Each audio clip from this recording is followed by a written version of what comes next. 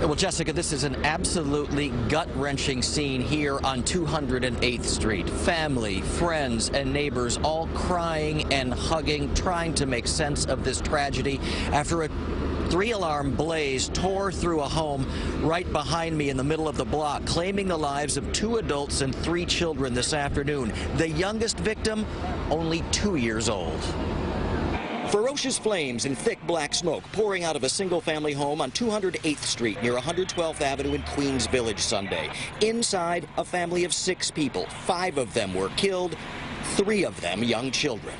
Bunch of fire, smoke, people, just running around. This neighbor saw the chaotic scene unfold just after 2:30 Sunday afternoon, and he says he could hardly watch as firefighters pulled the bodies of the children out of the burnt wreckage.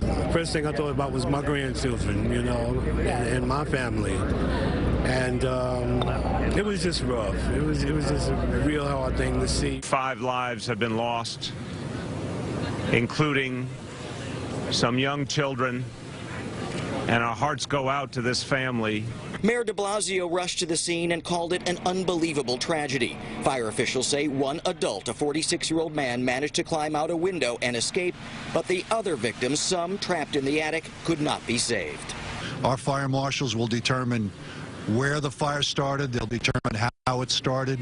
They'll work with police detectives, and we'll come to a conclusion. Heartbroken family and friends in tears as they tried to console each other, simply stunned by the devastating loss.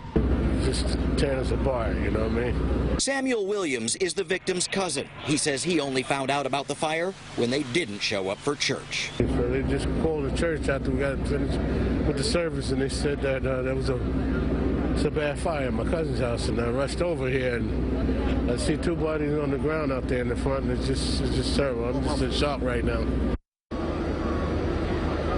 Hard to imagine any family going through that. Firefighters tell us the one man who survived was forced to jump out a 2nd-story window. He is now hospitalized in what's being called satisfactory condition. Several firefighters also suffered minor injuries here on the scene. The names of the victims are not being released at this point. The fire commissioner says they're still working to try to confirm all of their identities. That's the latest from the scene right now. Reporting from Queens Village, Brian Conybeare, CBS 2 News.